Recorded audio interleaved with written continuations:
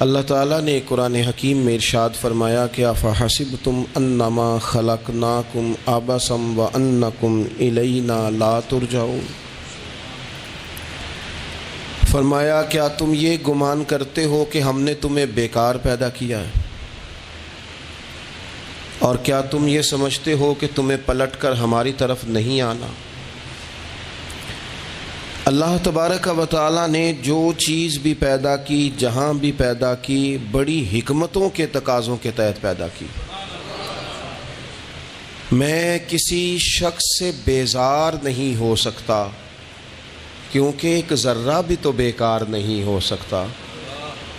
اللہ نے ہر چیز کو کمال حسن کے ساتھ دنیا میں پیدا کیا، اور انسان تو اشرف المخلوقات ہے۔ یہ تو اللہ تعالیٰ کی تخلیق کا شاہکار ہے۔ اللہ تعالیٰ نے اسے بڑی رعنائیوں کے ساتھ، بڑی حکمتوں کے ساتھ، بڑے کرم کے ساتھ پیدا فرمایا۔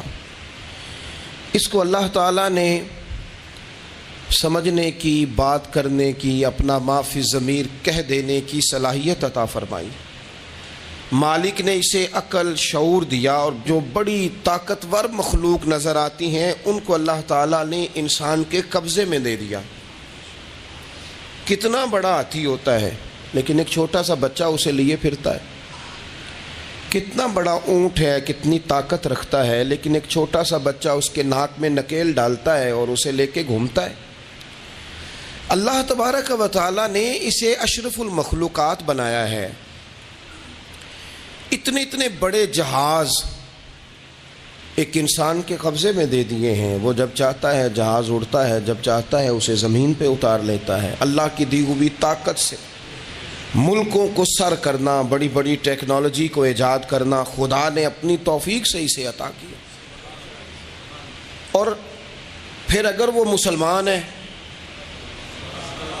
پھر اگر وہ حضور کا غلام ہے، تو پھر تو فرمایا کنتم خیر امت اخرجت للناس، انسان ساری مخلوق میں افضل ہیں، اور میرے محبوب کا کلمہ پڑھنے والے سارے انسانوں میں سب سے افضل ہیں۔ ان کو اللہ نے اور زیادہ فضیلتوں سے، برکتوں سے مالا مال کیا۔ یہ وہ مخلوق ہے، یہ وہ لوگ ہیں، یہ وہ امت ہے کہ جو صرف ارادہ کرتی ہے نیکی کا، کرتی نہیں، ارادہ کرتی ہے تو اللہ نیکی کرنے کا اجر عطا فرما بھی دیتا ہے۔ یہ ابھی پلان کرتی ہے کہ میں یہ کام کروں گا تو رب اس کا ثواب شروع بھی فرما دیتا ہے، لیکن پتہ نہیں کیا ہو گیا ہے لوگوں کو، نیکی کے ارادے کرنے ہی چھوڑتے جا رہے ہیں، نیکی کی منصوبہ بندی کرنی ہی چھوڑ دی ہے، خیر کے لیے پلان کرنا ہی چھوڑ دیا ہے۔ بہت سارا وقت بیکار گزرتا ہے، بہت سارا وقت چوراہے پہ گزر گیا، بہت سارا وقت گپوں میں گزر گیا، عمرے دراز مانگ کے لائے تھے 4 دن، 2 آرزو میں کٹ گئے، 2 انتظار میں۔ ایک ڈھیر سارا طبقہ ہے جس سے پوچھتے ہیں کیا کر رہے ہو، تو کہتے ہیں بس کچھ بھی نہیں، ٹائم پاس کر رہا ہوں۔ تو میں کہتا ہوں یار اتنا فالتو ٹائم کہاں سے آیا جسے پاس کرنا پڑا؟ میں بور ہو رہا ہوں، تو میں کہتا ہوں بور ہونے کے لیے وقت کہاں سے لیا آپ نے؟ آپ تو مسلمان ہیں، آپ کا تو وقت شریعت نے بڑا قیمتی کر دیا ہے۔ آپ تو 1 منٹ میں 3 بار سورہ اخلاص پڑھ سکتے ہیں۔ آپ کو تو ذرا سا وقت ملے تو آپ جا کے 2 رکعت نماز کی نیت باندھ سکتے ہیں۔ آپ کو تو تھوڑا سا وقت ملے تو آپ کے تو نبی پاک علیہ السلام نے یہاں تک ہماری تربیت کر دی، ہمارے حضور فرمانے لگے تم کانٹا اٹھا سکتے ہو نا گلی سے، تو وہی اٹھا دینا، اس پر بھی رب صدقے کا ثواب عطا کرے گا۔ تو یہاں تو کانٹوں سے بھری ہوئی گلیاں ہیں۔ میرے نبی پاک نے تو فرمایا تھا کسی مومن کو بس خوش کر دینا، وہ چاہے لمحے کے لیے ہی ہو، اس کے دل میں راحت ڈال دینا، اسے تسلی دے دینا، روتے ہوئے یا کے آنسو پونچھ دینا، اس کو کہہ دینا میں تیرے ساتھ ہوں۔ فرمایا مومن کے دل میں تم نے خوشی داخل کر دی تو 60 سال نفل پڑھنے سے اللہ تمہیں زیادہ ثواب عطا کر دے گا۔ تو یہ فارغ بیٹھنے کا وقت کہاں سے آیا؟ یہ بور ہونے کا ٹائم کہاں سے آیا؟ ہم نے اپنے آپ کو بیکار کر لیا ہے، اور رب نے نہیں بیکار پیدا کیا، ہم نے بیکار کر لیا، ہم نے اپنے آپ کو زنگ لگا لیا۔ ملت کا وہ جوان جس کو چاہیے تھا کہ وہ خاندان کے 20 50 60 لوگوں کو لے کر چلتا، کفالت کرتا، نمائندگی کرتا، آگے بڑھ کے کہتا میں ہوں نا، گھبرانا نہ، وہ نوجوان خود دکھ سناتا ہے رو رو کے، وہ مجبوریاں سناتا ہے، وہ کچی کچی باتیں کرتا ہے، وہ کہتا ہے مجھے کالا جادو ہو گیا ہے، وہ کہتا ہے فلانے کی نظر لگ گئی ہے، وہ کہتا ہے چچا نے آگے نہیں جانے دیا، وہ کہتا ہے میں ابا جی نے صحیح تقسیم نہیں کی تو میں پیچھے رہ گیا. اتنی کمزور بات کرے گا. اور وہ مسلمان اپنی صلاحیت کو پہچانے. حضرت سعدی شیرازی کے پاس ایک شخص نے بیٹھ کے اپنے دوستوں کی غلطیاں گنوانی شروع کر دی. ان میں یہ بھی غلطی ہے، یہ بھی غلطی ہے، یہ بھی غلطی ہے، یہ بھی غلطی ہے، یہ بھی غلطی ہے. تو حضرت سعدی ہنس پڑے، فرمانے لگے اور یاد رکھ تیرے سجن بڑے ہی برے ہیں، پر پانی بڑا بھی گندا ہو نا تو آگ بجھانے کے کام پھر بھی آ جایا کرتا ہے. کوئی تو خوبی ان میں تلاش کر لینا. پانی بڑا بھی گدلا ہو تو آگ تو بجھاتا ہے کہ نہیں بجھاتا. ہمارا یہ مزاج بن گیا ہے کہ ہم اپنی صلاحیتوں سے کام ہی نہیں لیتے. ہمیں پتہ ہی نہیں ہم کیا کر سکتے ہیں. میرے رسول پاک صلی اللہ علیہ وسلم کا کمال یہ ہے کہ حضور نہ انسان کی صلاحیتیں اجاگر کر دیتے، محبوب اجاگر کر دیتے، حضور اندر جذبہ پیدا کر دیتے.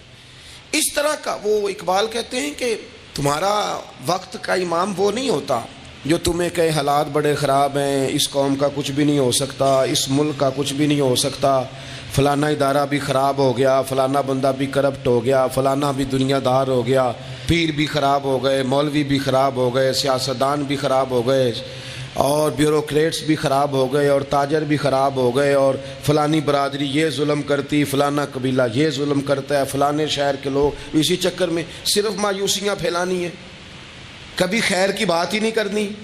لیکن اقبال کہتے ہیں کہ ہے وہ تیرے زمانے کا امام برحق جو تجھے حاضر و موجود سے بیزار کرے اور موت کی شکل میں دکھلا کے تجھے جلوہ یار زندگی تیرے لیے اور بھی دشوار کرے.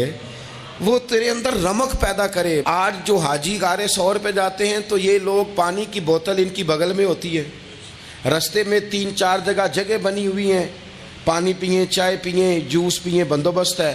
آپ کے کھانے پینے کے لیے آپ چیزیں خرید سکتے ہیں. اوپر جائیں تو وہاں بھی سارا کچھ بیٹھنے کا بہترین اہتمام ہے. جب حضرت صدیق اکبر گئے تھے تو دن کو نہیں گئے تھے، رات کو گئے تھے. اور جناب اسماء بنت ابی بکر جب رات کو کھانا لے کے جاتی تھی تو وہاں تو دن کو آج بھی 1400 سال کے بعد بھی آبادی کوئی نہیں. اس وقت کیا منظر ہوگا. اور اب رستہ بن گیا تھا، اب تو رستہ بھی نہیں تھا. تو حضرت اسماء کہتی ہیں میں اکیلی روٹی پکاتی تھی، پھر اسے باندھتی تھی، پھر میں یہ نہیں کہ 2-4 میرے ساتھ ساتھی چلو تو پھر غار سور پہ چلتے ہیں، لوگ تو یوں جاتے ہیں نا. فرماتی میں دیکھتی تھی ادھر ادھر کہ کوئی ہے تو نہیں، دیکھ تو نہیں رہا. جب کوئی نہیں ہوتا تھا تو رات کو جاتی تھی اور غار پہ کھانا دے کے آتی تھی. اور حضرت صدیق اکبر نے حضور کو کندھوں پہ بٹھا کے کہا تھا حضور پتھر نکیلے ہیں، ان کی نوک تیز ہے، کہیں مقدس قدموں کو تکلیف نہ دیں، اگر مہربانی کریں تو میرے کندھوں پہ نہیں بیٹھ جاتے. حضور حضرت صدیق اکبر کے کندھوں پہ بیٹھ گئے. درویش کہنے لگے پباں پار قدم نہیں جے لاؤندا تے 100 پہاڑ تے چڑھیا جاندا، او پیا جاندا جے یار نبی دا، اے اصلی دلدار نبی دا، او پیا جاندا جے یار نبی دا، اے اصلی دلدار. اپنے اندر جذبہ پیدا کرے. ہم کچھ کر سکتے ہیں. غریب ساری زندگی دکھ ہی سنائے گا کہ میں غریب ہوں. اس نے محنت کب کرنی ہے، جد و جہد کب کرنی ہے، اس نے آگے کب پڑھنا ہے، وہ کب تک یہ کام کرے گا. اپنی زندگی کے اندر شعور پیدا کریں اور اپنی صلاحیت سے کوئی نفع لیں. آپ کیا کر سکتے ہیں زندگی میں؟ میں نے کہا کچھ نہیں کر سکتے. گلی سے روڑا تو اٹھا سکتے ہیں کہ نہیں. کچھ انقلاب اپنے مزاج میں پیدا کریں، کچھ تبدیلی پیدا کریں. اس کے لیے سب سے زیادہ ضروری یہ ہے کہ ہم اپنے اندر اخلاقی تبدیلی لانے میں کامیاب ہو جائیں. کائنات میں ایک قوم وہ سمجھتی ہے جن کا اخلاق سنور جاتا ہے، اور جو لوگ اپنے اندر اخلاقی تبدیلی نہیں نہ لاتے. آپ دیکھیں نبی پاک علیہ السلام کا انقلاب کس طرح کا ہے. عرب کے لوگ سمجھتے تھے کہ معاف کرنا بزدلی ہے، صبر کرنا بزدلی ہے. وہ کہتے تھے یہ کیا بات ہوئی، ہمارا دشمن کیا سمجھے گا کہ بزدل ہے، انہوں نے معاف کر دیا ہے. وہ کہتے تھے معاف کر دیں تو کمزور پڑ جائیں گے، سامنے والا کہے گا کہ ان کے پلے کچھ نہیں، معاف کر دیا. اور ہمارے زمانے میں آج معاف کمزور آدمی کرتا ہے، طاقتور آدمی معاف نہیں کرتا. وہ جس کے پاس طاقت نہیں ہوتی وہ کہتا ہے ٹھیک ہے میں نے اللہ پہ چھوڑ دیا، حالانکہ اس نے بھی اچھا کیا. پر کمال تو یہ ہے کہ تیرے پاس ساری طاقت ہو پھر بھی تو فیصلہ اللہ پہ چھوڑے. اور حضرت موسیٰ کلیم اللہ علیہ السلام نے عرض کیا تھا مالک تیرے بندوں میں تیری نظر میں معزز کون ہے؟ تو رب کریم نے فرمایا میرے کلیم جس کے پاس بدلہ لینے کی طاقت ہو پھر بھی معاف کر دے وہ رب کی نظر میں بڑی عزت والا ہے۔ عرب کے لوگ سمجھتے تھے یہ بزدلی ہے کہ میں معاف کر دوں، لیکن حضور نے ان کو اخلاقی طور پہ بدل دیا، اور نبی پاک نے فرمایا معاف کرنا بزدلی نہیں، یہ تو اعلیٰ ظرفی ہے۔ تو پھر کس طرح بھلا معافی ان کو ہوئی؟ فتح مکہ کے دن حضور نے اس طرح نہیں معاف کیا کہ پہلے ہمارے ہاں بھی لوگ معاف کرتے ہیں تو ہم پتہ کس طرح معاف کرتے ہیں، پہلے ساری اس کی زیادتیاں گنواتے ہیں۔ پتہ ہے نا تو نے اس وقت کیا کہا تھا، یاد ہے نا تو بڑی ڈینگے مارتا تھا، یاد ہے نا تو بڑی بڑکے مارتا تھا۔ عرب کے لوگ سارے سامنے کھڑے ہیں، پتہ کون کون ہیں؟ اکرمہ بن ابو جہل آخری دن تک لڑے، ابو سفیان آخری دن تک لڑے، سارے لوگ سامنے کھڑے، کچھ بھاگ گئے ہیں جان بچا رہے ہیں۔ حضور نے کیا فرمایا؟ فرمایا پتہ تمہارے ساتھ آج سلوک کیا کرنا ہے؟ یا رسول اللہ بتائیے۔ تو نبی پاک نے فرمایا وہی کرنا ہے جو جناب یوسف نے بھائیوں کے ساتھ کیا تھا، بات ہی کوئی نہیں کرنی، پچھلا قصہ چھیڑنا ہی نہیں، نہ کانٹے بچھانے کی بات کرنی ہے، نہ روڑے مارنے کی کرنی ہے، نہ بدر میں آنے کی کرنی ہے، نہ احد میں پتھر مار کے دانت شہید کرنے کی بات کرنی ہے، نہ خندق کی بات کرنی ہے، نہ خیبر کی کوئی بات۔ جاؤ نہ معاف کیا، بات ہی کوئی نہیں کرنی، معافی دے دی۔ ابو سفیان کہنے لگے حضور مجھے بھی معافی ہے۔ سونیا تیرے کرم پہ قربان جاؤں۔ میرے کریم فرمانے لگے تو قبیلے کا سردار ہے، مکہ شریف کے لوگ تجھے بڑا سمجھتے ہیں، دیکھ حضور معاف بھی کرتے ہیں اور عزت بھی دیتے ہیں۔ فرمایا جا میں نے تجھے معاف کیا، اور جو تیری حویلی میں آ کے پناہ لے لے گا میں اسے بھی معاف کر دوں گا، اسے بھی معافی مل جائے گی جو تیرے گھر آ جائے گا۔ اب تبدیلی آ گئی، وہ جو اندر کفر تھا وہ ٹوٹ گیا، انقلاب آ گیا۔ یہی ابو سفیان جو کل تک مخالفت میں لڑتے تھے پھر یہ حضور کے ساتھ جنگوں میں جاتے، اور اس طرح جاتے کہ حضور گھوڑے پہ بیٹھے اور جناب ابو سفیان نے گھوڑے کی لگام تھامی ہے، ہر میدان میں گئے، ہر جگہ خدمت کی۔ اکرمہ بن ابو جہل کا پتر ہے، کوئی کسر نہیں چھوڑی اس نے، حد کر دی، ہر جگہ لڑا، ہر مقام پہ۔ لیکن فتح مکہ کے موقع پر یہ بھاگ گیا تھا، جان بچا کے چھپ گیا۔ اس کی بیوی آئی، آگے کہنے لگی سونیا میرے چھوٹے چھوٹے بچے ہیں، مجھے پتہ چلا ہے کہ میرے شوہر کے لیے آپ نے ڈیتھ وارنٹ جاری کر دیے ہیں کہ جہاں ملے مار دیا جائے، صحابہ نے یہ اعلان کیا ہے، وہ سخت مجرم ہے، اس کے لیے سخت آرڈر جاری کیا گیا ہے۔ تو کریم کیا فرمانے لگے؟ حضور فرمانے لگے تو کیا چاہتی ہے؟ میں کوئی آپ کو قصہ تو نہیں نہ سنا رہا، خدا را مہربانی کریں، تھوڑا سا دل بڑا کریں، تھوڑا سا۔ وہ ساس کہتی ہے جی میں کیویں معاف کر دیاں جی، تمہیں پتہ نہیں پیر صاحب میرے اندر زخم کنے نے، مثلاً کیا ہے، گولی مار دی ہے کسی نے کسی کو۔ بہو سے کہیں تو کہتی ہے جی میں معاف کر دوں، اس کو معاف کر دوں، آپ کو بتاؤں اس نے تکلیف کتنی دی۔ مہربانی کرو ایک دوسرے کو معاف کرو، اپنے دل میں گنجائش پیدا کرو۔ اس بندے کی بات ہو رہی ہے جو باپ سے لگا ہوا ہے مخالفت کرنے، ابے نے بھی ظلم کیے، اس نے بھی کیے۔ حضور اس کی بیوی سے کہتے ہیں کیا چاہتی ہے؟ کہنے لگی حضور معاف کر دیں اسے۔ تو نبی پاک صلی اللہ علیہ وسلم نے فرمایا ٹھیک ہے، یہاں تو معافی کا دروازہ تو سب سے زیادہ کھلا ہوا ہے، تو کہتی ہے تو چلو ٹھیک ہے معاف کیا، ہو گئی بات۔ اس نے جا کے جہاں چھپا ہوا تھا اسے کہا اکرمہ حضور نے تجھے معاف کر دیا۔ کہنے لگا کوئی کرنے والی بات کر، وہ معاف کرتے ہیں مجھے پتہ ہے، بڑا کرتے ہیں، پر جو میں نے کیا ہے وہ معافی والا نہیں۔ مجھے معافی ہو سکتی ہے، یہ کیسے ہو سکتا ہے، یہ کیسے ہو گیا، ہو ہی نہیں سکتا۔ اس کی بیوی پھر آئی، کہنے لگی حضور وہ مانتا نہیں، یہ تاریخ صرف میرے رسول کی ہے، یہ سیرت صرف میرے رسول کی ہے، کہ جس کو معاف کیا جا رہا ہے اس کی سمجھ میں بات نہیں آ رہی کہ بھلا مجھے معاف کر دیا ہے۔ حضور کہتے ہیں اچھا تو بتا وہ کیسے مانے گا؟ کہنے لگی حضور اگر کوئی نشانی دے دینا، عرب کے لوگ تلوار دے دیتے تھے، زرہ دے دیتے تھے، پگڑی دے دیتے تھے، چھڑی دے دیتے تھے، یہ دلیل ہوتی تھی کہ فلاں نے نشانی دے دی۔ اگر کوئی مل جائے نا نشانی، محبوبہ اس طرح تو کوئی نہیں کرتا جیسے آپ کرتے ہیں۔ کریم نے اپنے سر سے پگڑی اتاری اور فرمایا میری پگڑی بطور علامت کے نشانی کے لے جا، اسے کہہ دے میں نے معاف کیا۔ اب اکرمہ کو معافی ہو گئی، وہ آ رہے ہیں، یوں اخلاق بدلتے ہیں، وہ آ رہے ہیں۔ یہاں کوئی بڑا آدمی آئے نا تو پہلے اعلان ہوتا ہے فلاں بن فلاں صاحب آ رہے ہیں، اب ان کو دعوت دیتے ہیں، لیکن وہ اعلان چھوٹا کرتا ہے بڑے کے لیے. یہاں انوکھا باب ہے. اکرما کلمہ پڑھنے آ رہے ہیں. نبی پاک صحابہ سے کیا فرما رہے ہیں؟ فرمایا وہ کلمہ پڑھنے آ رہا ہے، اطاعت قبول کر کے آ رہا ہے، سر تسلیم خم کر کے آ رہا ہے، اس کے سامنے اس کے باپ کے کسی ظلم کا اظہار نہ کرنا. اس کے باپ نے بڑے ظلم کیے ہیں، زیادتیاں کی ہیں، ہم تذکرہ یہاں ہوتا ہے، لیکن اس کے سامنے نہ کرنا. اس کا تو ابا ہے نا، اس کا تو باپ ہے نا. کوئی بات نہ کرنا، اسے تکلیف ہوگی. کس کے لیے؟ صحابہ رو رہے ہیں. حضور یہ کس کے لیے تیاری کرا رہے ہو؟ وہ آ گئے، قدموں سے لگ گئے، کلمہ پڑھ لیا، کھول کے روئے. حضور میرے لیے بھی معافی ہے؟ تو کریم نے فرمایا ہاں، میں رحمت والے رب کا رحمت والا رسول ہوں، ہے نا معافی. اکرما مسلمان ہو گئے. پھر تلوار کو صاف کر کے کہنے لگے سونیا پہلے یہ اسلام کی مخالفت میں لڑتی تھی، اب حمایت میں لڑے گی. مجھے بتائیں، ایک ایک گلی اکرما گئے اسلام کی حمایت میں تلوار لے کے، ایک ایک گلی.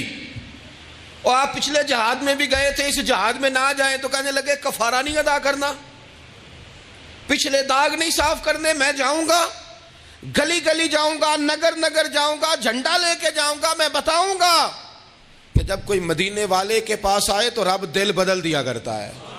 انقلاب آتے ہیں، عادتیں بدلتی ہیں، طبیعتوں میں تغیر آتا ہے. کون کہتا ہے نہیں آتا؟ میں جاؤں گا. حمص میں حضرت عمر کے زمانے تک اکرما لڑے، سالوں میدان میں رہے اسلام کی حمایت میں.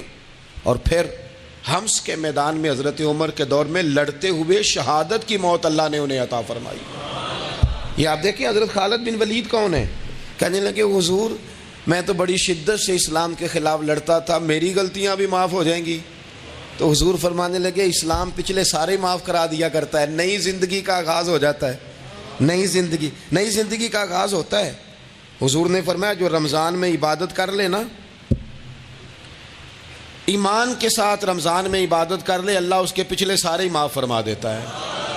اب وہ نئی زندگی کا آغاز کرے. جس نے شب قدر پہ رو رو کے توبہ کی ہے وہ رمضان کے بعد کرپشن چھوڑ دے، جھوٹ چھوڑ دے، بددیانتی چھوڑ دے، دل دکھانا چھوڑ دے. جس نے رمضان میں روزے رکھے، تراویح پڑھی ہے، وہ نئی زندگی کا آغاز کرے. خدا کی رحمت سے گناہ معاف ہو گئے، اب وہ آگے بڑھے. نبی پاک علیہ السلام نے فرمایا جو اللہ کے گھر کا حج کار آیا وہ اس طرح ہے جس طرح آج ماں کے پیٹ سے پیدا ہوا ہے. اب نئی زندگی کا آغاز کرے، اب وہ اپنی عادات میں تبدیلی لائے، اب وہ بدل جائے. میں کس درد سے یہ بات آپ سے کروں کہ 50 لاکھ مسلمان ہر سال حج کرتا ہے. اگر 25 لاکھ کا کردار بھی ٹھیک ہو جائے تو سال کا 25 لاکھ با کردار مسلمان اگر دنیا کو دیا جائے تو بتائیے امت مسلمہ کا سر کتنا اونچا ہوگا.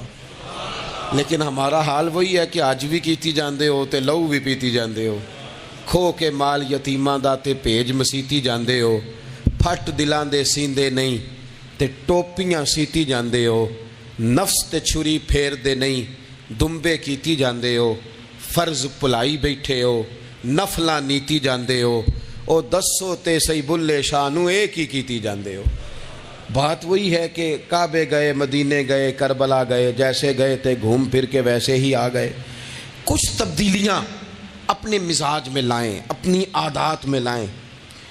حضرت خالد بن ولید نے کہا حضور سارے گناہ معاف ہو گئے. فرمایا ہو گئے. حضرت خالد بن ولید نے پھر اپنی تلوار تھامی اور جناب خالد بن ولید پھر اس طرح میدانوں میں نکلے کہ نبی پاک نے فرمایا اب یہ خالد نہیں، یہ تو سیف اللہ ہے، یہ تو اللہ کی تلوار بن گیا ہے. اس جذبے سے، شوق سے اپنے مزاج کو تبدیل کر کے اس طرح میدان میں آئے. فرمایا اب یہ اللہ کی تلوار ہے. پورا وجود زخمی کرایا اور ساری زندگی اسلام کی حمایت میں تلوار چلائی. ہم بدل سکتے ہیں، تبدیلی آ سکتی ہے، ہمیں بدل جانا چاہیے. بہلول دانا سے کہا تھا ہارون رشید نے کہ مجھے کوئی نصیحت کر دے، میں بادشاہ ہوں، سخت دل ہو جاتا ہے کئی دفعہ. تو حضرت بہلول دانا کہنے لگے میں کیا نصیحت کروں، آپ کا باپ کہاں ہے؟ کہنے لگے قبرستان میں. کہا ایک بڑا بھائی بھی تھا، بڑا پیار کرتا ہے، سنا آپ سے، کہاں ہے؟ کہا قبرستان میں. تو کہا وہ ایک چچا زاد بھی آپ کے ساتھ میں نے دیکھا ہے. کہا وہ بھی قبرستان میں. یاد کرانا شروع کیا حضرت بہلول نے. فرمایا وہ ننہال والے، ددہال والے، وہ ماموں، وہ چاچو کا سب قبروں میں. آخری جملہ کہا، فرمایا تیرا ایک پتر بھی تھا، چڑھتی جوانی تھی، قد اونچا تھا، رنگ گورا تھا. ہارون رشید رو پڑے، کہنے لگے حضور وہ بھی قبرستان میں. تو فرمایا جس نے اتنے جنازے پڑھے ہوں اسے میں نصیحت کروں؟ تیرا کیا خیال ہے؟ تو نے نہیں جانا؟ یارو ہم نے اپنے کئی کلاس فیلوں کے جنازے پڑھے ہیں. بڑا پیار تھا میرا اپنی دادی کے ساتھ.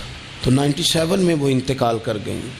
دادا ابو چلے گئے، اماں جی چلی گئیں، ابا جی چلے گئے، نانا چلے گئے، پھپھا چلے گئے، دوست چلے گئے. یہاں پچھلے سال کئی سنگی تھے، اس سال نظر نہیں آتے، رخصت ہو گئے. او سنگیو، یہ تو ساری تیاری ہے، ہم نے بدلنا کب ہے؟ اب تو ہمارا بڑھاپا آنے کو ہے، اب تو بال سفید ہونے کو. تبدیلی کس وقت؟ اللہ تعالیٰ نے قرآن مجید فرقان حمید کے اندر فرمایا اللہ ولی الذین آمنوا یخرجہم من الظلمات الی النور. اللہ مومنوں کا ولی ہے، وہ انہیں اندھیروں سے نور کی طرف نکالتا ہے، وہ رستہ دکھاتا ہے. بار بار راہ کھلتی ہے ہمارے سامنے پر ہم قبول کرنے کو تیار نہیں ہوتے. کچھ تبدیلی اب آ جائے، کچھ زبان میں مٹھاس آ جائے، کچھ ہمارے عمل میں پختگی آ جائے. ہم نہ بہت سارے کام لوگوں کو دیکھ کر کرتے ہیں، اس سے تھوڑی جان چھڑائی جائے. کچھ اپنے اندر جو قباہتیں ہیں، کچھ اپنے ساتھ جنگ کی جائے. نبی پاک علیہ السلام نے فرمایا افضل جہاد اپنے نفس سے لڑائی کرنا ہے. اپنے آپ کے ساتھ کچھ جد و جہد کی جائے، کچھ اپنے خلاف بھی چلا جائے. ساری زندگی دوسروں سے لڑتے، دوسروں پر اپنی غلطیوں کا بوجھ ڈالتے گزر گئی، کچھ اپنے نفس پر بھی. حضرت باجید بستامی سے کسی نے کہا حضور میں نے اللہ تک جانا ہے، رستہ بتا دیں. فرمایا 2 قدم کا رستہ ہے. فرمایا 1 قدم اپنے نفس کی خواہش پہ رکھ لے تو دوسرا قدم تیرا رب تک پہنچ جائے گا. تو اپنے آپ کو کنٹرول نہیں نہ کرتا، اپنے آپ سے تو لڑ پہلے. اقبال کہتے ہیں ڈھونڈتا پھرتا ہوں اے اقبال اپنے آپ کو، آپ ہی گویا مسافر آپ ہی منزل ہوں میں. نبی پاک نہ تبدیلی کرتے. یہ جو لوگ کہتے ہیں نا کیسے بدلوں، تو حضور بدلنے ہی تو آئے ہیں. حضور بدلنے. حضرت مازن ایک صحابی ہیں، وہ کہتے ہیں میں بت کی پوجا کرتا تھا. امام بہقی نے لکھا ہے میں بت پوجتا تھا. ایک دن میرے بت کے اندر سے آواز آ گئی تو کب تک مجھے پوجے گا، مدینے میں تو حضور جلوہ فرما ہو گئے ہیں. کہتے ہیں 2 دفعہ 3 دفعہ بت مجھے پیغام دے رہا ہے کہ حضور کی طرف جاؤ. بت کہتے ہیں میں وہاں سے چلا، حضور کی بارگاہ میں پہنچا تو نبی پاک علیہ السلام کی خدمت میں حاضر ہو کے میں نے عرض کی یا رسول اللہ کمال ہو گئی، لوگ بتوں کو پوجتے ہیں اور میرا بت کہہ رہا تھا جا کے حضور کا کلمہ پڑھ لے. او سکیاں کھجوراں اگا جام دے تے پتھراں تو کلمہ پڑھا جام دے. فرمایا وہ انہوں نے مجھے بت نے بھیجا ہے.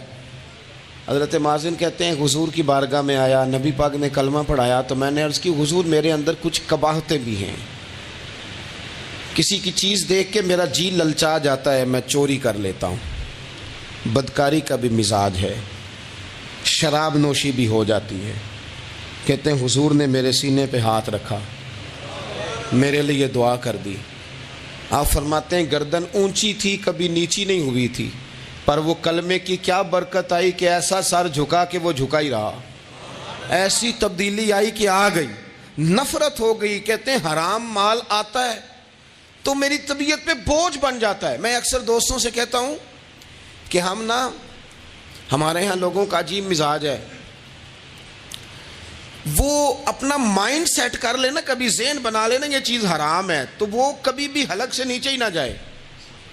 آپ گوشت کھا رہے ہوں اور بڑا اچھا پکا ہوا ہے، بہترین مسالہ جات لگے ہوئے ہیں، بہترین، آپ کھا رہے تھے گوشت، کوئی بندہ آپ کے کان میں آ کے کہہ دے صدقے کا ہے، اس کا منہ میں ذائقہ بدل جاتا ہے کہ نہیں؟ بھئی گوشت تو وہی ہے، یہ کیسے بدل گیا؟ کیونکہ آپ کے نا وہاں کمپیوٹر میں فٹ ہے کہ صدقہ میرے لیے درست. آپ وہ کہتے ہیں یہ تو فارم بن گیا. بھئی یہ کیا بن گیا؟ چلیں اس سے بھی آگے چلتے ہیں.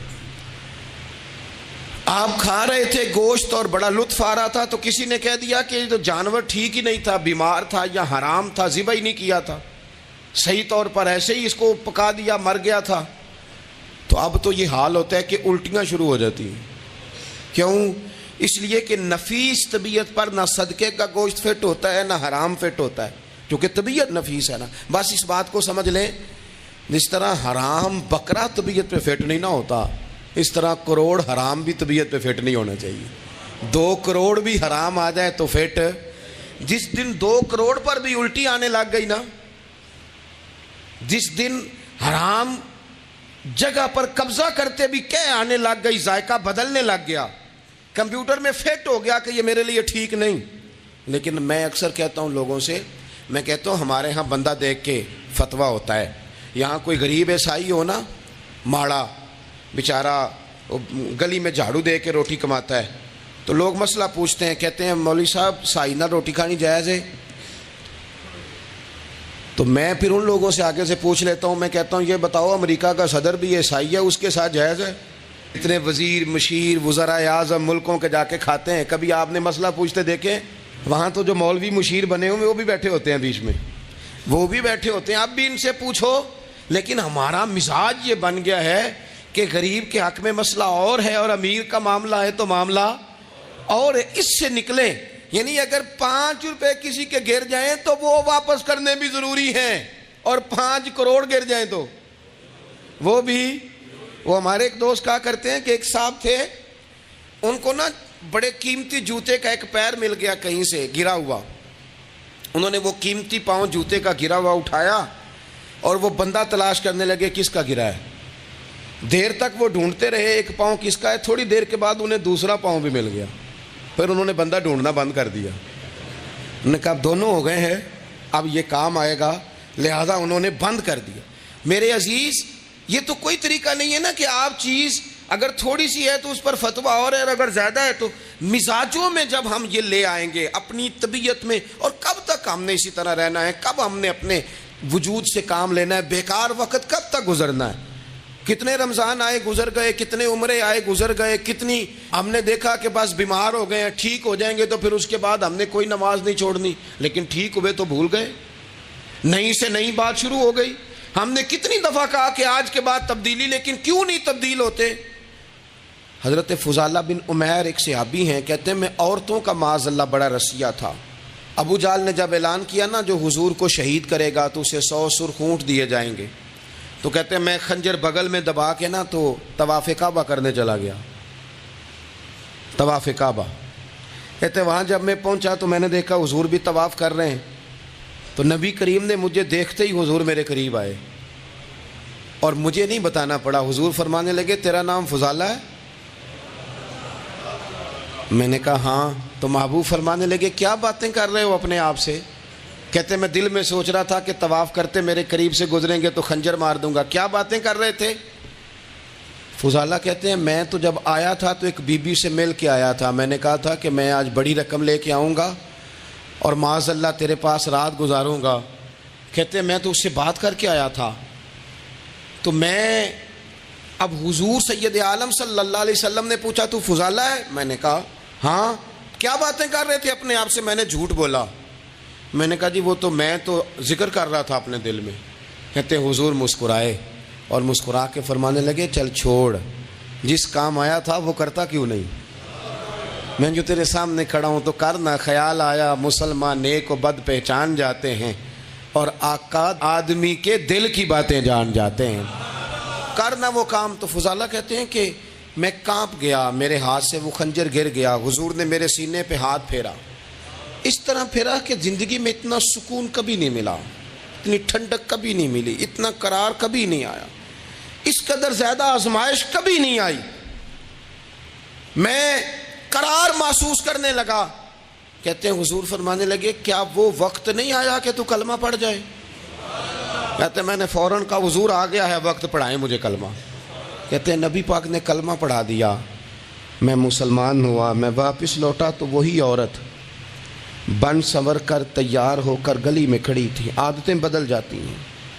شرط یہ ہے کہ ہم تھوڑی سی کوشش کریں، شرط یہ ہے کہ ہم اپنے آپ کو اللہ رسول کی بارگاہ میں پیش کریں.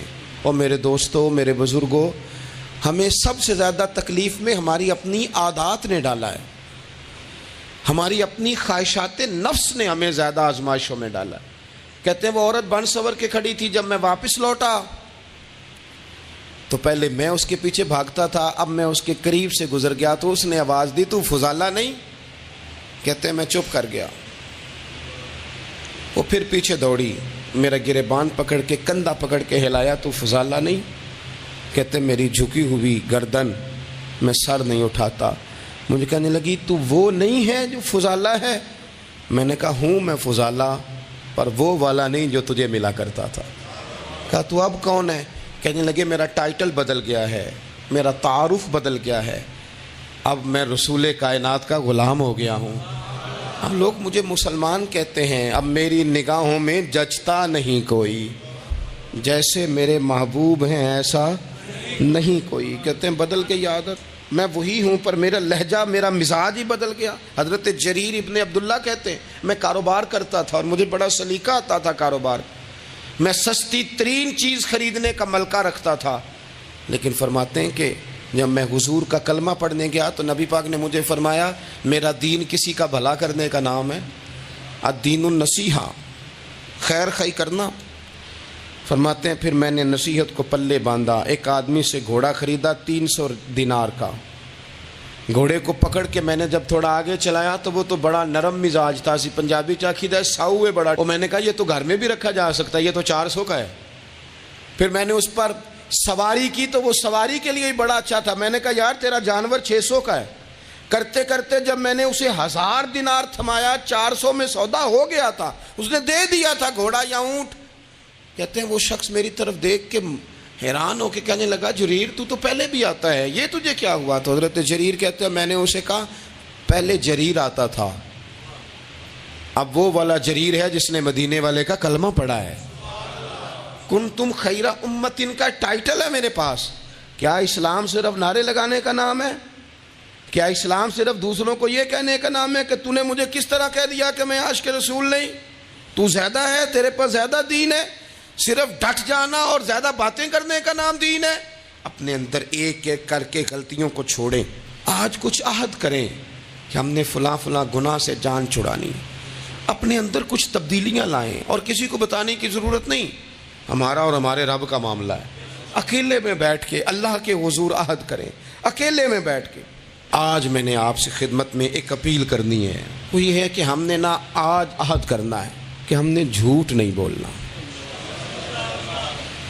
ایک دفعہ ہم نے بچے سے کہا تھا، مجبور تھے، شاید بڑے مجبور ہوں گے ہم، کسی صاحب نے نا بڑی مجبوری میں ایک دن اپنے بچے سے کہہ دیا، وہ باہر آیا تھا بندہ پیسے لینے، اس کا قرض دینا تھا، تنگ دستی تھی، مجبوری تھی، تو اس نے کہا بیٹا ادھر آ، اسے جا کے کہا ابو گھر نہیں۔ آپ نے ایک دفعہ کہا، پھر آپ ساری زندگی روئیں گے کہ پتر میرے ساتھ تو سچ بولا کرنا، لیکن وہ نہیں بولے گا۔ یہ جھوٹ اتنی بڑی مصیبت ہے۔ عورت اپنے شوہر سے کہتی ہے پیسے تھوڑے دے دیا کر، جوڑے ایک میں گزارا کر لوں گی، میرے ساتھ سچ تو بولنا، وہ سچ تو بول۔ تو اگر لاہور جاتا ہے تو مجھے لاہور کا ہی بتا کے جا، میرا رشتہ پیسوں سے نہیں اعتماد سے جڑا ہے۔ ماں کہتی ہے ماں بیٹے سے، پتر سچی بات تھوڑی کر لیا کر، سچی کیا کر۔ سچ ختم ہو گیا۔ اب لوگوں نے جھوٹ کا نام بدل دیا ہے، کہتے ہیں میں نے بہانہ کر دیا تھا۔ او بھئی آپ نے جھوٹ بولا تھا، صاف صاف کہیں، نام بدل دیا۔ جھوٹ کھا گیا میرے ملک کو، جھوٹ کھا گیا اس ملت کو، جھوٹ نے اس امت کو قریب سے آ کے تھام لیا۔ ہم بڑی آزمائش میں ہیں، ہم مطلب ہر شخصی الا ماشاءاللہ، ہر شخصی، آپ کسی شخص سے کوئی معاہدہ کرتے ہیں، کوئی چیز بنانے کی بات کرتے ہیں، خریدنے کی بات کرتے ہیں، وہ جو کہتا ہے اس پر پورا کیوں نہیں اترتا؟ وہ غلط بات کیوں کرتا ہے؟ میرے نبی پاک علیہ السلام سے پوچھا گیا مومن بزدل ہوتا ہے؟ حضور نے فرمایا ہو جاتا ہے، کبھی یہ غلطی آ جاتی ہے۔ حضور مومن کنجوس ہوتا ہے؟ فرمایا کبھی ہو جاتا ہے۔ یا رسول اللہ مومن جھوٹا بھی ہوتا ہے؟ تو میرے رسول فرمانے لگے نہیں، میرا کلمہ پڑھنے والا ساری غلطیاں کر سکتا ہے، میرا مومن جھوٹ نہیں بولا کرتا۔ مومن جھوٹ۔ ابو سفیان کو کیسر روم نے، ہرقل نے اپنے دربار میں کھڑا کر کے کہا ابو سفیان ابھی کلمہ نہیں پڑھتے تھے، تمہارا کوئی رشتہ ہے نبی پاک سے جنہوں نے مجھے بھی خط لکھا ہے کہ مسلمان ہو جاؤ؟ کہنے لگے ہاں میں چچا ہوں رشتے میں۔ کہا وہ کیسے ہیں پیغمبر؟ تو ابو سفیان کہتے ہیں چونکہ میں مخالف تھا میں نے وہ ساری باتیں کی جو ہم ان کے خلاف کرتے تھے. اس نے آخری بات پوچھی. اس نے کہا ابو سفیان یہ بتا کہ وہ جنہوں نے اعلان نبوت کیا ہے کیا کبھی انہوں نے جھوٹ بھی بولا ہے؟ تو ابو سفیان کہتے ہیں کہ 1 منٹ کے لیے میں نے کہا کہہ دوں. مخالفت تھی نا. تو پھر میں نے سوچا یہ تو عرب کی وزاداری کے خلاف ہے. عرب میں سے تو کوئی جھوٹ بولنا پسند ہی نہیں کرتا. اور پھر میں اگر حضور کو معاذ اللہ جادوگر شاعر کہوں گا تو شاید کسی کو 1 منٹ کے لیے متوجہ کر سکوں اور نبی پاک نے جھوٹ بولا ہے. یہ تو مانے گا ہی کوئی نہیں. کہتے ہیں بادشاہ نے پھر زور دے کے کہا سردار بتاتے کیوں نہیں, کیا کبھی انہوں نے جھوٹ بھی بولا ہے؟ تو ابو سفیان کہتے ہیں میرے ہاتھ میں چھڑی تھی, میں نے زور سے زمین پہ ماری. میں نے کہا وہ میرے رشتے میں بھتیجے ہیں, میری سخت مخالفت ہے, میں ان کے خلاف میدانوں میں نکلتا ہوں, جنگیں لڑتا ہوں, کبھی وہ غالب آتے ہیں کبھی ہم آتے ہیں, لیکن میرے سامنے وہ پیدا ہوئے. میں نے ماں کی گود میں بھی دیکھا, دادا کے کندھوں پہ بھی دیکھا, چچا کے گھر میں بھی دیکھا, سیدہ خدیجۃ الکبریٰ کا دولہا بنے بھی دیکھا, ان کی 4 بیٹیاں ان کی گود میں کھیلتے دیکھی, اعلان نبوت کرتے دیکھا, لوگوں کو مخالفت کرتے دیکھا. میرے سامنے ان کے مقدس بال سفید ہوئے. میرا اختلاف اپنی جگہ, پر بادشاہ میں قسم اٹھا کے کہہ سکتا ہوں اس محبوب کی زبان سے جب بھی نکلا ہے حق اور سچ نکلا ہے. اسیر دشمن کی چاہ میں بھی, وہ مخالفوں کی نگاہ میں بھی امی ہے, صادق ہے, معتبر ہے. میرا پیغمبر عظیم تر ہے, میرا پیغمبر عظیم تر ہے, میرا پیغمبر عظیم تر ہے. جھوٹ نہیں کبھی حضور نے بولا. کہتے میں نے جواب دیا تو سناٹا چھا گیا سارے دربار میں. کتنے اس نے سوال پوچھے, گھنٹوں بات ہو, سناٹا چھا گیا. اور پھر بادشاہ نے اپنا پرنا اٹھایا, چادر اٹھائی, کندھے پہ رکھی اور جانے لگا. تو میں نے پیچھے سے پلٹ کے کہا بادشاہ اتنے تو نے سوال کیے, اتنے میں نے جواب دیے, رزلٹ کا بھی تو اعلان کرنا, نتیجہ بھی تو دینا, کیا نکلا؟ تو کہتے ہیں وہ جا رہا تھا, وہیں کھڑے کھڑے اس نے چہرہ میری طرف پھیرا اور کہنے لگا سردار نتیجہ تو نکل آیا ہے, رزلٹ تو نکل آیا. جس بندے نے کبھی بندوں سے جھوٹ نہیں بولا وہ یہ جھوٹ کیوں بولے گا کہ میں اللہ کا رسول بن کے آیا ہوں؟ نتیجہ تو نکل آیا, بات تو کلیئر ہو گئی, اب آگے کیا جانا ہے؟ ایک سردار تھے کسی قبیلے کے, وہ حضور کی بارگاہ میں کلمہ پڑھنے آئے. امام راضی نے لکھا ہے, کہتے میرے اندر 4 غلطیاں تھیں. میں شراب بھی پیتا تھا, چوری بھی کرتا تھا, بدکاری بھی کرتا تھا معاذ اللہ, اور جھوٹ بھی بولتا تھا. حضور کی بارگاہ میں آیا, عرض کی یا رسول اللہ بچپن سے لے کر یہ بیماریاں لگ گئیں, بڑی کوشش کی, ابا نے بڑا مارا, لوگوں نے بڑا کہا, چھوٹی نہیں, اور میں چھوڑ سکتا بھی نہیں. ان کا خیال تھا نا جس طرح ہمارا خیال ہوتا ہے فلانی چیز نہیں چھوڑ سکتے, میں چھوڑ سکتا بھی نہیں. حضور ایک چھوڑ سکتا ہوں, ایک چھڑوا لیں آپ اور کلمہ پڑھا دیں. حضور نے فرمایا بالکل ٹھیک ہے تو ایک چھوڑ دے. یا رسول اللہ کون سی؟ فرمایا جھوٹ نہیں بولنا. جھوٹ, وہ شراب بھی پیتے ہیں, وہ کہتے ہیں میں بدکاری بھی کرتا ہوں, چور بھی ہوں. حضور نے کیا فرمایا؟ جھوٹ. کیا ان سارے کاموں سے زیادہ سخت تھا حضور نے اس سے منع کیا, جھوٹ نہیں بولنا بھائی. کہتے ہیں سونے وعدہ ہو گیا. سیدھے سادے آدمی تھے, دیہاتی سردار تھے, گھر چلے گئے. کہتے ہیں جب وہ شراب کے قریب جانے لگا تو دل میں خیال آیا کہ حضور کے پاس شراب پی کے جاؤں گا, اگر کسی نے پوچھا کہ پی ہے تو جھوٹ تو بولنا نہیں, سچ بولوں گا تو حال کیا ہوگا بھلا, وہاں کیفیت کیا ہوگی کہ میں شراب پی کے یہاں آتا ہوں حضور کی بارگاہ میں, مجھ پہ تو حد لگے گی. کہتے ہیں لہذا شراب بھی چھوڑ دی, اٹھا کے ماری دیوار کے ساتھ. کہتے ہیں میں چوری کی طرف ہاتھ بڑھانے لگا تو میں نے کہا صبح اگر کسی نے پوچھا کہ میری چوری کس نے کی ہے, جھوٹ بولنا نہیں, اور اگر سچ بولا تو سوسائٹی میں عزت کیا رہے گی؟ دفع کرو, جو اللہ نے روکھا سوکھا دیا وہی ٹھیک ہے. کہتے ہیں گلی سے گزر رہا تھا, اس عورت نے پھر آواز دی, اس کی طرف جانے لگا اور قریب گیا تو وہ پوچھتی ہے سنا ہے تو نے کلمہ پڑھ لیا ہے؟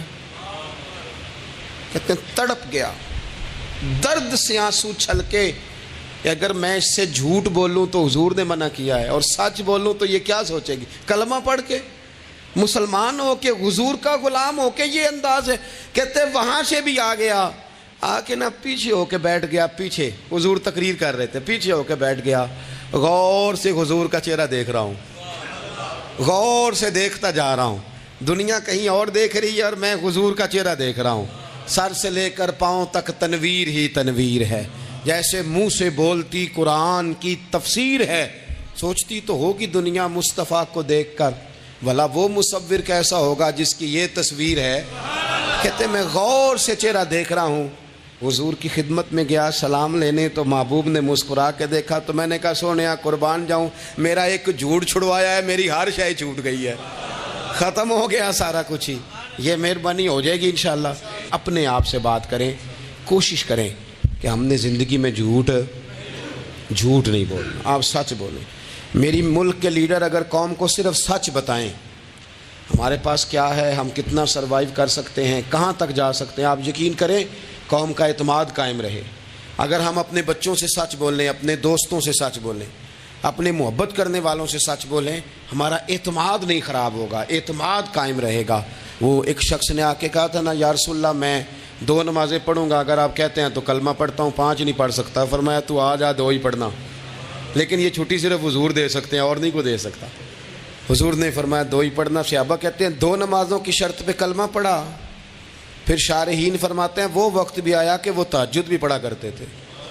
آپ شروع تو کریں نا کسی کام کو، اپنے اندر چھوٹی چھوٹی تبدیلی پیدا کریں، اور بڑوں سے لے کر، مجھے ادب سے عرض کرتا ہوں، بعض نوجوان بھی شکایت کرتے ہیں، کہتے ہیں بزرگوں کو کہہ دیں کہ جلد باز نہ بنیں، جلدی غصے میں آ جاتے ہیں۔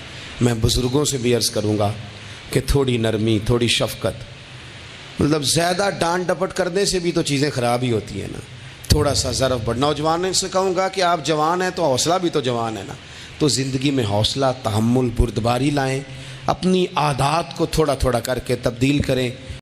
بدشگونی لینا یہ بہت سارے معاشروں میں اور تہذیبوں میں مروج تھا اور اب بھی مروج ہے، لیکن اسلام نے اس کی نفی کی ہے۔ بدشگونی کیا ہے؟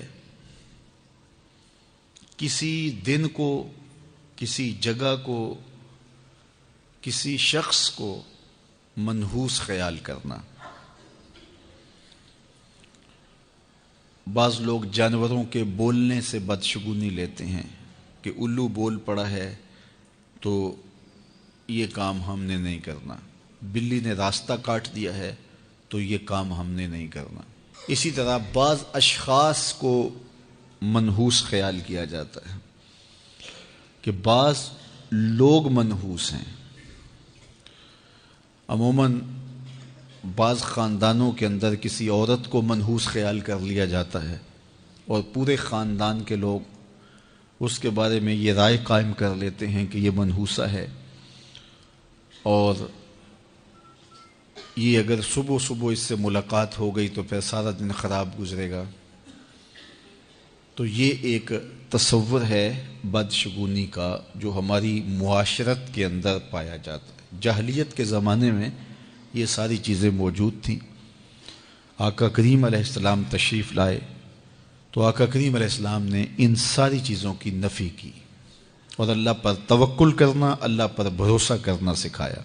علماء کی صحبت میں بیٹھنے والے لوگ کافی حد تک ان چیزوں سے بچے رہتے ہیں۔ عام لوگوں کی زندگیوں کے اندر یہ چیزیں موجود ہوتی ہیں۔ جاہل پیروں، ملنگوں اور یہ بنگیوں چرسیوں کے پاس بیٹھنے والے لوگوں کے اندر تو کوٹ کوٹ کے یہ ہندوانہ چیزیں رچی بسی ہوتی ہیں۔ اس لیے ہمیں شریعت بیضاء کے مطابق ہی اپنی زندگی گزارنی چاہیے اور اپنے نظریات شریعت سے ہی لینے چاہیے۔ اہل علم کی صحبت میں بیٹھنے سے نور ملتا ہے اور حقیقی رستہ نصیب ہوتا ہے۔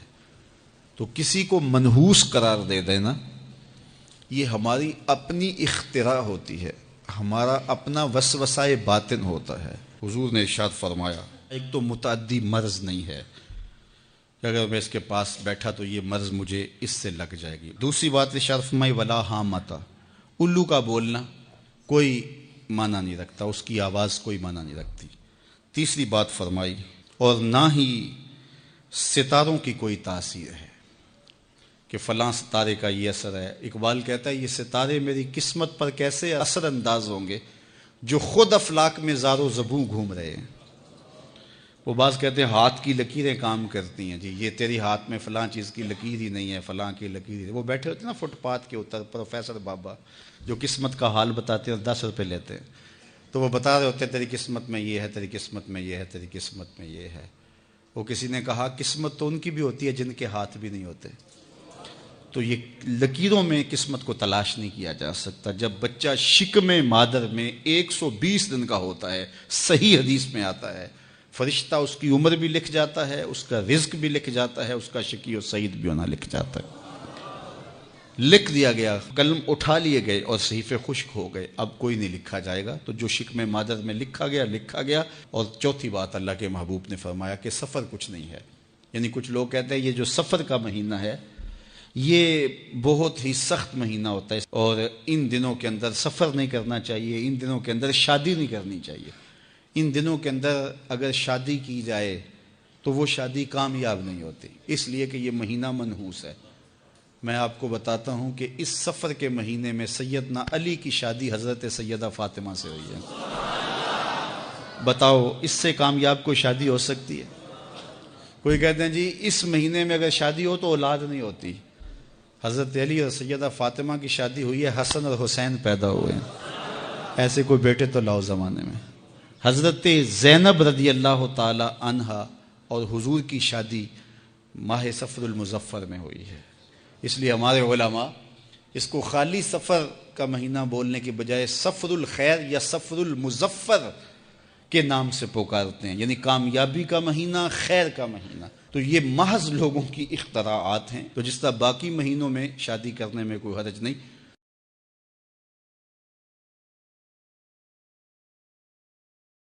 اللہم صلی علی سیدنا محمد النبی الأمی وعلی آلہ وصحبہ وسلم۔ اللہم صلی علی سیدنا محمد النبی الأمی وعلی آلہ وصحبہ وسلم۔ اللہم صلی علی سیدنا محمد النبی الأمی وعلی آلہ وصحبہ وسلم۔ اللہم صلی علی سیدنا محمد النبی الأمی وعلی آلہ وصحبہ وسلم۔ اللہم صلی علی سیدنا محمد النبی الأمی وعلی آلہ وصحبہ وسلم۔ اللہم صلی علی سیدنا محمد النبی الأمی وعلی آلہ وصحبہ وسلم۔ اللہم صلی علی سیدنا محمد النبی